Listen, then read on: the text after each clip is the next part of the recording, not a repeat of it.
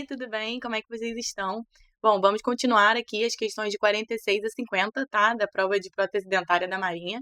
E aí a gente vai finalizar aí essa prova a respeito da parte de prótese dentária, tá bom? Vamos junto. Vamos lá, então. Questões de número 46 a 50, ano de 2023, prova rosa, tá? Aqui está a capa da prova de prótese dentária. Questão número 46.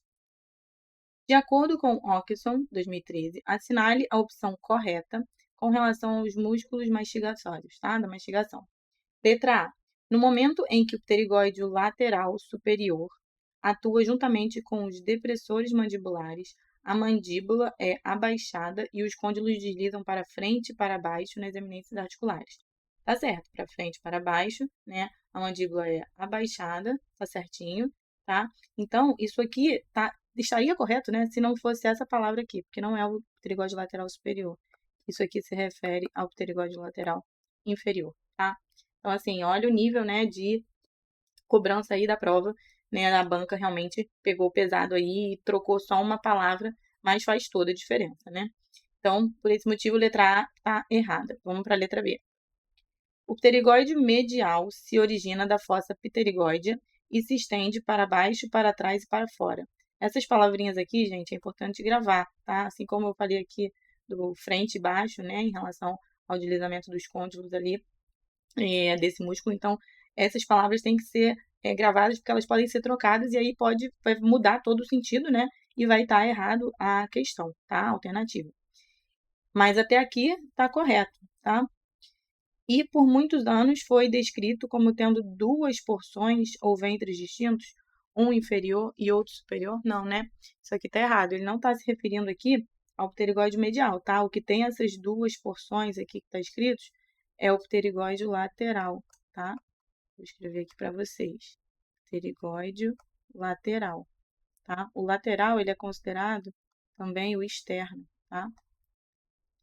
E o medial, que é esse aqui, é considerado o pterigóide interno, tá?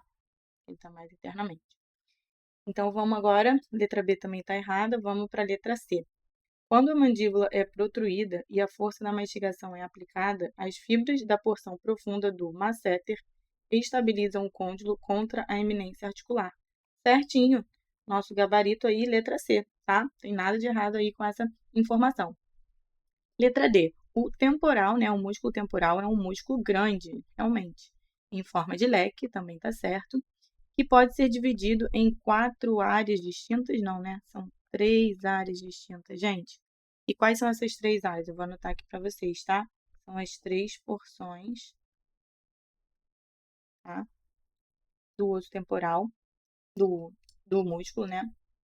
E ele tem as seguintes porções. Ele tem as porções anterior, que são as fibras que são quase verticais, tá? Que o autor descreve dessa forma, como quase verticais. A porção média, tá? Que ele considera aí que são fibras oblíquas, tá? Isso tudo é importante vocês gravarem, pode cair em alguma questão. E a porção posterior, tá? Que são as fibras que ele fala que são quase horizontais, tá? Então, fica aí essa dica, tá? Relacionado às 3 e não 4 áreas distintas aí, tá bom? Então, letra D está errada. O digastro é considerado um músculo da mastigação? Não, ele não é considerado, tá?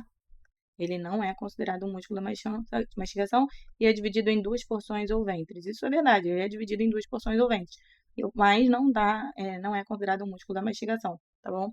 Então é importante a gente saber isso e também eu acho importante a gente saber que o músculo, né, o digástrico, ele tá entre os muitos músculos que são depressores da mandíbula, né?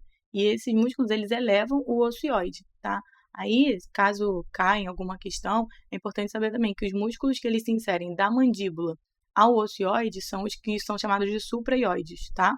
E tem aqueles que vão do ossioide à clavícula e ao externo, né? Que aí são chamados infraioides, tá bom? Então tem essa diferença aí entre eles. E eu trouxe aqui para vocês nessa próxima página aqui a informação que está no livro do professor Ockerson, tá? Então, a gente vê aqui, ó, embora o digástrico geralmente não seja considerado um músculo da mastigação, né? Não seja. Então, aqui eu trouxe informações sobre o pterigoide medial, pterigoide lateral, né? O temporal. Então, a gente tem aqui as informações que estão nas alternativas para vocês lerem e poderem sanar qualquer dúvida que tenha, tá bom? Vamos agora para a questão número 47. Questão agora número 47. Segundo Baratieri, os tratamentos protéticos com pinos intrarradiculares pré-fabricados requerem conhecimento e respeito de algumas regras gerais. Dentre essas regras, assinale a opção correta, tá? Então, vamos achar aí o que ele quer de correto aqui nessas alternativas. Pelo menos 3 a 4 milímetros de material obturador endodôntico devem permanecer na região apical. Tá certo, é exatamente 3 a 4 que o autor Baratieri fala, tá? E aí vocês se atentem que é diferente do professor Mesomo, por exemplo, tá? Que é um outro livro de outro autor, que não é o que está pedindo aqui na questão. Então, gabarito, letra A. Vamos ver as outras porque que estão erradas. Letra B. Uma relação de 1 para 2 entre a altura da coroa e o comprimento radicular deve ser respeitado? Não é 1 para 2, gente. O autor fala que é 1 para 1, tá? E aí ele está falando, ó, vamos ver como é que estão aqui minhas habilidades de desenho, horríveis, mas vamos lá. Aqui a gente tem um dente, tá? E aqui a gente tem a coroa, né? E aqui a gente tem a raiz, certo? Então, o que ele está dizendo aqui é que tem que ter a mesma altura, né? Por exemplo, a raiz aqui está nesse tamanho e a coroa aqui, ó, tá pequenininha, né? Então, no caso, tem que ter uma quantidade de raiz que seja do mesmo tamanho da coroa, tá? Então, se a coroa for menor, não tem problema. O problema é se a coroa for maior, tá? Então, se for uma coroa aqui, tem que ser no máximo desse tamanho aqui, a altura da coroa, né? Em comparação com a altura aí da raiz, tá bom? É isso que ele está querendo dizer aqui nessa alternativa letra B, tá bom? Então, portanto, está errado, porque não é 1 para 2, é 1 para 1, tá? Letra C. O pino deve se estender ao menos por 1/3 do comprimento da raiz, suportada por tecido ósseo. Aí, o que que tem essa questão aqui? O que que ela está falando, né? Não é 1/3, tá? Então, isso aqui é o que está errado na questão, tá bom? O autor fala que é por ao menos 2/3 do comprimento da raiz suportada por tecido ósseo, tá? Então, é 2/3 e não 1/3, tá? Mas o que ele está falando aqui é justamente essa questão que eu tinha falado. Aqui, a gente tem a coroa, né? E tem a raiz do dente aqui, tá? O que ele está se referindo é que essa raiz ela é sustentada por tecido ósseo. Se o tecido ósseo ele começa aqui, né? Porque teve alguma reabsorção, alguma coisa, e isso tudo aqui, né, tá exposto na cavidade, ele só tem essa parte aqui de raiz suportada pelo tecido ósseo. Então, é um dente que não adianta botar um pino aqui, entendeu? Por quê? Porque não tem essa quantidade de 2/3 de comprimento da raiz suportada por tecido ósseo. Diferente se, em vez de estar nesse nível aqui, o osso tivesse nesse nível aqui, né? Se tivesse nesse nível aqui, ia ter tudo isso aqui, ó, de suporte ósseo, né? Isso tudo aqui ia estar no osso, né? Dentro do osso alveolar, que é o osso ali que fica sustentando a nossa gengiva, certo? Então, a raiz ia estar com esse suporte ósseo aí de mais ou menos 2/3, né, da raiz, tendo em vista que a raiz é isso tudo aqui, tá? Então, isso aqui seria 1/3, isso aqui seria 2/3. Aí, nesse caso, a gente consegue, né, colocar um pino aí nessa raiz para poder utilizar essa raiz como uma retenção intrarradicular, tá bom? Que é a função aí do pino, tá bom? Então, letra C está errada, porque não é 1/3, é 2/3. Letra D. É essencial que exista pelo menos 1 a 2 milímetros de estrutura dental coronária, o que é conhecido como efeito férola. Gente, o efeito férola, ele realmente é isso que está dizendo, né? Mas, na verdade, é pelo menos 1,5 a 2,5, tá? Não é 1 a 2, como está escrito aqui. Então, por esse motivo, é 1,5 milímetros a 2,5 milímetros de remanescente aí coronário, tá? De estrutura dental remanescente, que é justamente o efeito férola, tá? Letra E. Pelo menos 2 a 5 milímetros de material obturador endodôntico devem permanecer na região apical. Não é 2 a 5, tá?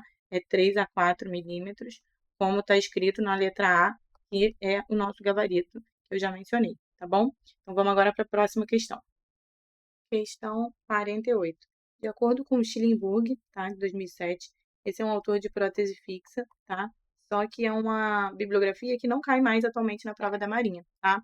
Então, é um autor, bom, a gente vai resolver a questão, né? Mas é um autor que não está mais nem na parte de odonto geral, nem na parte de prótese dentária, tá bom? Na parte específica de prótese.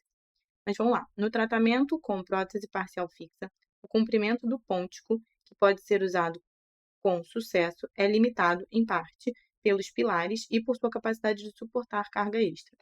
Sendo assim, de acordo com a lei de Hunt, né, é correto afirmar o quê? Tá? Então, ele está perguntando aqui a respeito da lei de Hunt, que diz exatamente o que está na letra C, tá? Que é o nosso gabarito.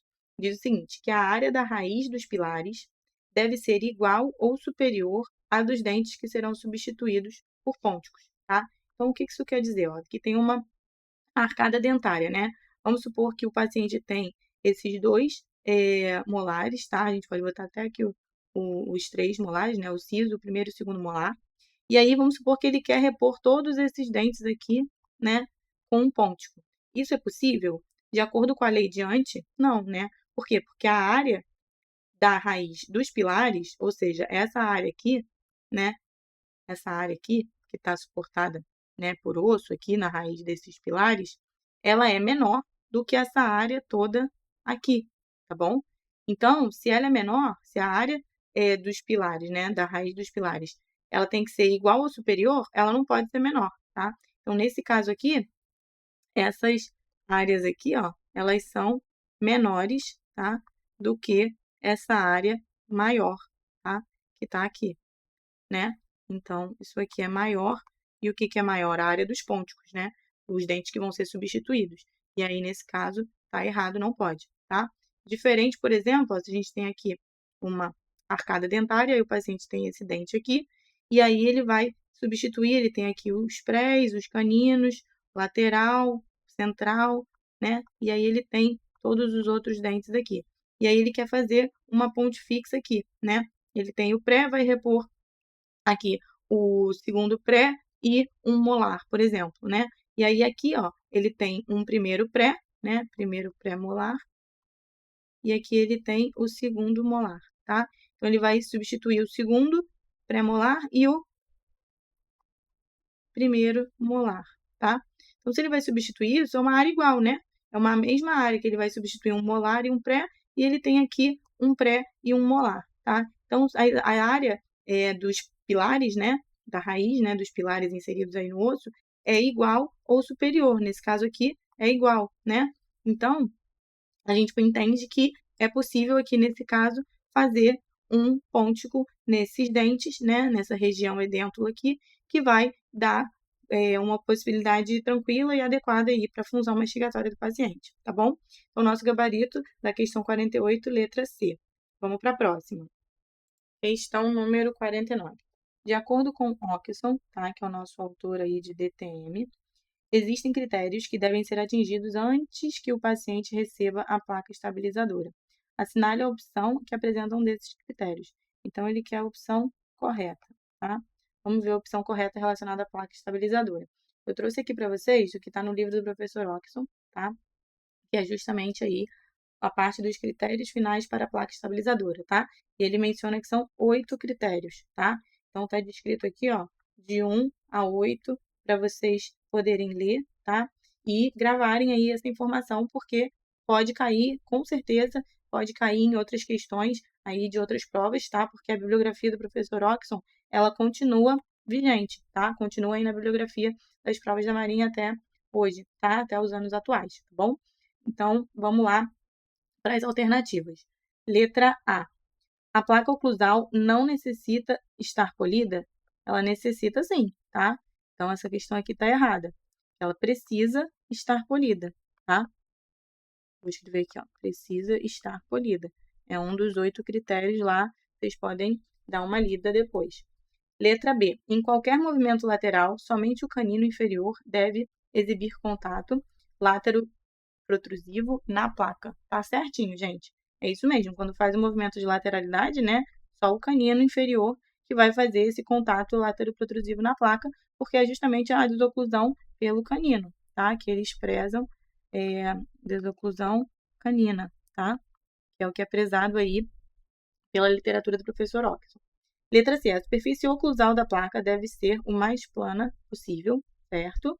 Tá? Até aqui tá certo. Com marcas para as cúspides inferiores? Não, né, gente? Não tem nenhum tipo de marca para cúspide inferior na placa, tá? Então, não tem marcas de cúspide inferior, tá?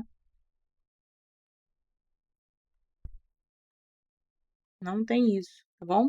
Então, vamos lá. Letra D. Os dentes anteriores e inferiores devem contatar a placa de forma ligeiramente mais forte do que os dentes posteriores durante o fechamento. Os anteriores, gente, mais fortes que os posteriores, não, né? É o contrário. Os dentes posteriores contatam, tá? Com mais força do que os anteriores. Tá bom? Então, grava aí essa informação.